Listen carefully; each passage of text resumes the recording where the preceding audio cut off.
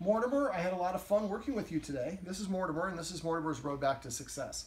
Now, the video above, it talks about basically, what was that? Counter conditioning.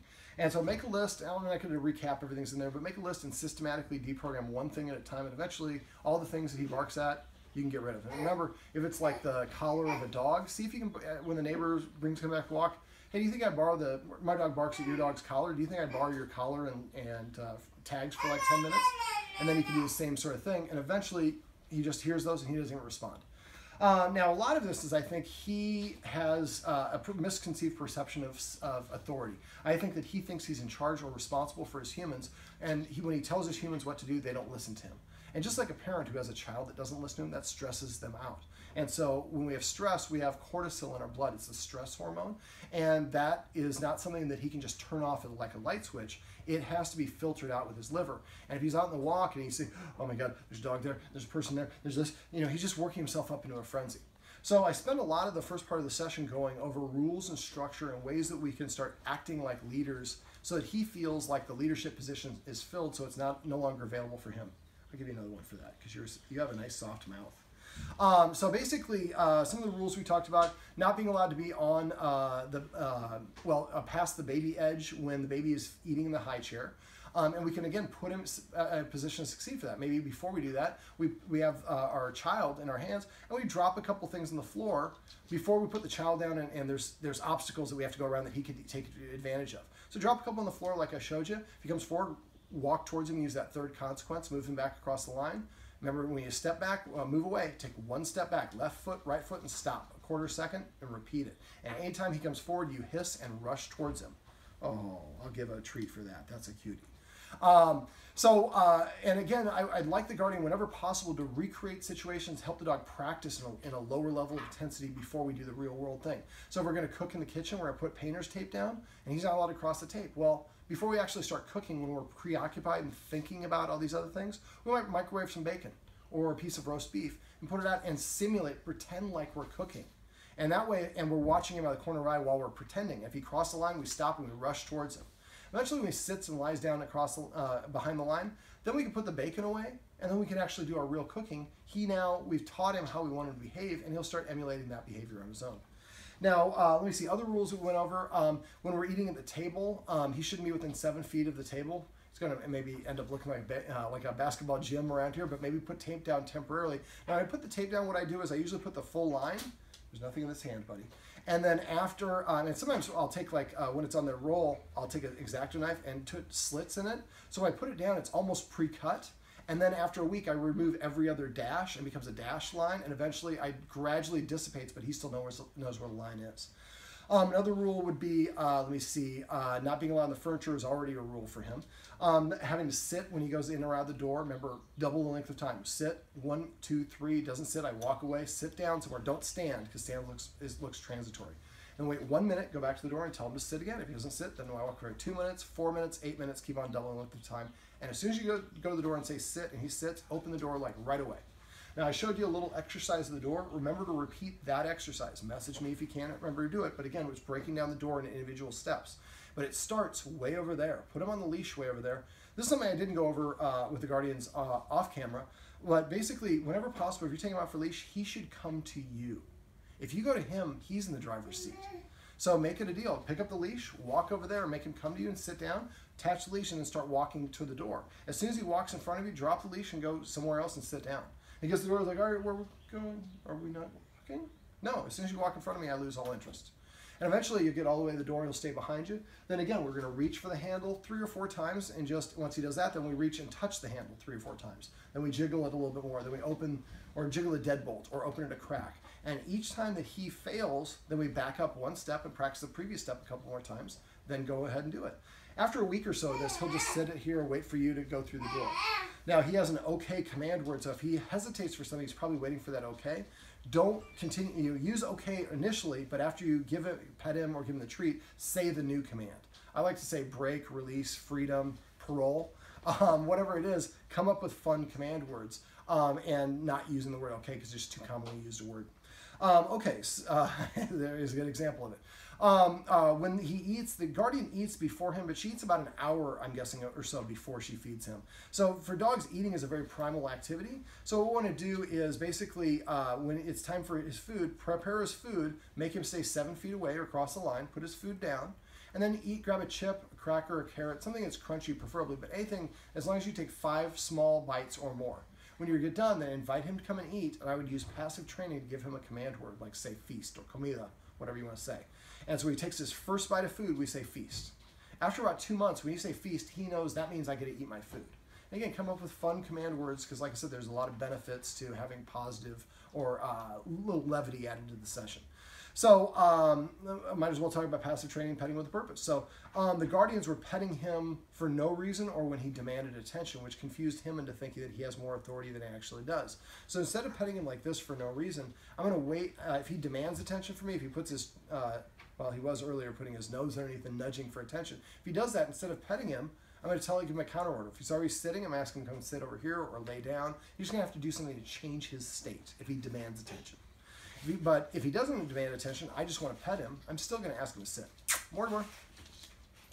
To make him sit, what I'm going to do is use a half arc over his head. He's going to sit anyways. And I lower my hand, let him lick off the treat, and pet him on the chin and say sit, or whatever the command word is, and just the command word. Avoid saying good sit, or good dog, or good boy. Just say the command word. Now, so eventually he's going to come and start sitting in front of us to prepay for attention. And when he does that, make sure you reach over and pet him and say come or sit or whatever it is. For come, because the guardian's been saying come so many times and he hasn't come, I would recommend that they use the word here. You can use a different word if you want. You can use a German word or whatever you want. We just met a dog with plots, means lay down in German. The idea, the reason they did that was that people don't know what the command word is, but everybody knows what that is anymore, so it doesn't matter. That's another benefit of having unique command words. They're unique to you and your family. Other people can't. He's not an attack dog, but it's just nice to be able to have those individually ones. Let me see. The more that we enforce these rules, the more he starts to see us acting like leaders, and then we take the pressure, the burden and responsibility off his shoulders. The pressure reduces, the stress reduces, and he can go back to being a dog and doesn't have to worry about barking at everything or being afraid of a dog that comes down the street or whatever. Now remember, for a front-facing approach is very confrontational for a dog. So if you're out walking him and he like turns his head to the side, he licks his lips, he yawns, he turns his body to the side, he stops going forward. If he stops going forward, look around and see what's going on. If there's another dog that's walking towards him, we're thinking we're just going to walk past that dog. He's like, you're leading me to doom. So instead, when you're walking and he does that, offer him a treat, touch his nose, and then take a right turn and walk towards, up to an apartment building or whatever, or down a driveway or whatever. Increase the distance between him and the dog, and then the dog walks by. And when the dog walks by, then you walk back and you continue your route. Now he sees that you're reading his body language, you're listening to him, and you're taking him out of harm's way, even though it really wasn't, but in his mind it is. And that will help him build up more trust in you, reduce the cortisol being released into his bloodstream, and help him be better prepared to deal with it. Let me see. Passive training is right here. Here. Again, make sure you say here instead of come. Sit. So I just wait for the dog to voluntarily offer the behavior, beg or chin. Everything that he does like that, you can call this one, I don't know what you would call this guy, but gray goblin or whatever. One-word commands are better. But every time he brings you a specific toy, we have what looks like a real ear of corn, but it's actually just a toy. So he brings it to you, say corn, or say Nebraska, maybe because it's, So basically he starts to learn and see these things, and you say he wants to play with the toy, he brings you a toy, he's like, no, corn. He's like, no, that's the grape. I want the corn, whatever it is. And now he feels better about himself, just like humans. When dogs know more things, they feel a boost in self-esteem and pride and confidence. And so most of the dogs that are most reactive are very insecure. And so I think the guardians were like, the most common mistake I see people make is they pet their dog when it's doing the wrong thing. Anything your dog is doing when you pet it is what you're reinforcing and amplifying. This includes unbalanced states of mind. I frequently go to people's houses and the dog is fearful and they're like, it's okay, Mortimer. It's okay, good boy. It's okay, good boy. And they say it in that same sing-songy voice when he's nervous. Well, he starts to associate, when I hear, it's okay, good boy, that means there's a reason to be nervous. So if the dog is nervous, you can actually touch and let the dog know I'm here with you without amplifying it. But if you pet, you're going to be reinforcing. Now, if the dog is reactive to things, the best thing you do is increase the distance, like I just got into talking about. Let me see. Avoid walking around him. We don't want to hurt him. He's a smaller dog. But if we walk around him, leaders don't defer to followers. And so if your boss calls in a company-wide meeting, the boss doesn't come in the room and say, excuse me, can I get through? Pardon me, excuse me? No, people scrunch themselves together and the authority figure walks through. So I'd like him to learn, my job is to move away. Speaking of move away, I'd like to, we'd like to train him to have an away command. That means move away from the baby. So every time he's with the baby, and there's nothing wrong going on. He's not growling or baring his lips. And if your dog growls or bares his lips, it's not aggression. It's the antithesis. It's a warning. I don't feel comfortable with the baby this close. I'm trying to warn the baby. So if we teach the dog to move away voluntarily, so if the baby is here and the dog is here and the baby's walking towards the dog kind of bares his teeth, stares, freezes, holds his breath or starts breathing heavy or dry panting, an open mouth, looks like a smile, take a treat, touch his nose, and roll it several feet away. When he goes over and gets it, say the word retreat or flee or whatever it is. And then we've taught him. And then later on, if he has a bone and the baby approaches, we say flee, and he gets up and he goes to his dog bed or wherever it is. Now, when the baby gets a little bit older, the rule should be if he's on his dog bed or in the kennel, the baby is not allowed to touch or interact with him. That's going to be harder for the baby than it is for the dog. Now, what we might want to do is turn the kennel away backwards and create like a backwards route. So instead of if the kennel's right here, instead of the door opening this way, we would actually turn around so the door would be on that side, and so the dog would have to go around something and would enter it from the back side. And so I've seen people do this around couches, or I've people do it around entertainment stands or whatever it is. But this way, the dog has a safe place to retreat to instead of nipping or barking at the baby. It just moves away. And he does a great job with the baby. I don't really have any concerns with him, but babies sometimes will not allow a dog to go away. And I've read case studies of dogs that were fine with the baby and everybody else, and kid wouldn't allow the dog to, and the dog started overheating, so it nipped the child, and now the dog's the bad dog. I don't think there's so much thing as a bad dog. It's just dogs haven't been trained to do what they want to do. Remember what the humans want them to do. So remember, if your dog is misbehaving, ask yourself, have I taught the dog how to behave? If I haven't, then that's my responsibility. And then what I do is I recreate the situation, but I remove as many elements as possible so it's the easiest possible capacity of the simulation of what it is. And then once the dog, and then I break it down at each individual step, like I talked about for the door and everything else. Once he's practiced all of them, then you string them all together in the easiest situation possible. Then we start adding in distractions with a dog barking on TV or whatever it is until it's a real world situation what you deal with, and he's been prepared for it. He knows how to behave, and he handles himself with aplomb. Okay, what else do we go over? We went over a leave it exercise. I tried to move a little too fast. I was trying to get him to leave treats on the ground because we kind of made some good progress in this session. That was a little bit much for him. I did that because we were outside doing a little leash training, and he kept on picking up buckeyes or some sort of thing, berry, and he was eating. We don't know what they are. You might want to look up what kind of tree that is and ask, is the berry poisonous? If it is, then we really want to make sure he's not doing it. It might just give him diarrhea, but we don't want to obviously cause him any pain.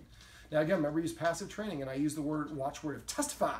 Use funny command words whenever possible. So he's coming towards me. Well, there you go. He walked by. I didn't want to lure him. I just wanted, for passive training, just reward him when he does it on his own. Now, speaking of leash training, when we were outside, he likes us to lunge and run ahead. So what we do is, for dogs, whoever's in front is perceived to be in charge. Whoever's behind is perceived to be the follower. So what we're doing is we're walking down the street, and I was telling the guardian, a lot of times when we're going for a walk, we're thinking about the duration of our walk or the conclusion of the walk, and the dog not cooperating is impeding that, and we get frustrated with the dog. So one of the things I like to do is take away that element, and maybe we should walk out here and we walk to the next street up, but every time that he moves in front of us, we stop, and then let the leash go tense. Now have training treats, and as soon as he gets the end of it, crouch down and make a kissing sound. When he comes back to you, lead him like this. Mortimer. So I lead him here, I'm going to turn him around, and then put him as sit, and then give it to him, and then we start walking again. And after a while, he starts to realize, as soon as the leash gets tense, I need to turn around and go back to the human and get a reward. And it's pretty awesome when that happens, because then you're not tugging and pulling the dog, and dogs have an opposition reflex. You should never pull your dog in position, because they are guaranteed to pull against it. Now, once the dog stops kind of running way ahead of you, then after you do that, then the next step is again to go for that same sort of walk, but instead of the duration, or without a duration, or destination. What we do is we go out and we walk from here to the next block up, but we never take more than 5 steps. And we're going to stop sometimes 1 step, 3 steps, 5, 7, or not 7, but a chaotic number. And every time we stop, say sit right after you stop. If he doesn't sit, put it in front of his nose, raise it over his head. As soon as he sits, put it in his mouth, say sit, then keep on walking down the street. So again, we're never going to take more than 5 steps. This is something you should probably do for about a week, By the end of the week, he's paying attention to you, and he's not looking for things on the ground or other dogs. He's paying attention to you. And eventually, you'll just stop, and he'll sit down automatically. Your neighbor's going to be like, oh my God, I remember he was pulling like crazy. And he just stopped. You didn't give him a command. He sat down. Like, of course, I hired David from Dog Down Problems. He showed us how to fix that. But again, we're teaching him how to behave by breaking it down and helping him practice it in the easiest capacity possible, then working our way back to the real world situation. You might have to go a little bit shorter, a little bit longer for this, for this long walk sit is what I call that exercise, before he starts doing it. But you know you got it when you just stop and he gives you an auto sit. And the first time he does that, make sure you give him 5 treats. Be like, sit, sit, for 5 times. That's a jackpot is when the dog does something that's hard or something that for the first time or a couple times. We might give him a jackpot. He's like, what did I just do? I just got paid the mother load of treats. I want to make sure I repeat that. Now remember, whenever possible, use fun command words. We could say kennel, but it's better to say palace or castle or something like that. We have a little one. If when she gets to the point where she's going to school and she brings friends home and she's at a crash and the dog flops down, she says retreat and the dog backs up. You say yawn and the dog yawns or stretches through passive training. Like, man, your dog is so cool. You said retreat and he backed up. You know, and again, that brings that levity to the situation, which will help. His exercise is good, but if we're going to have some guests over or something like that, we can make sure you take him out, set him up for success by taking him out for a walk first, then have a recovery period so he's not breathing heavy, and then have the guest arrive.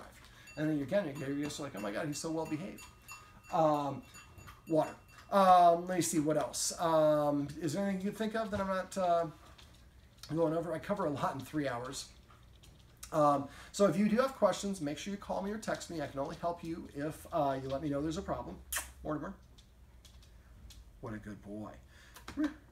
I know I've been saying that you couldn't jump up on me. Don't let him jump up on guests. If you just keep on doing the jumping thing, let me know. I can share a video with you that teaches him to not jump up on his own without you correcting him.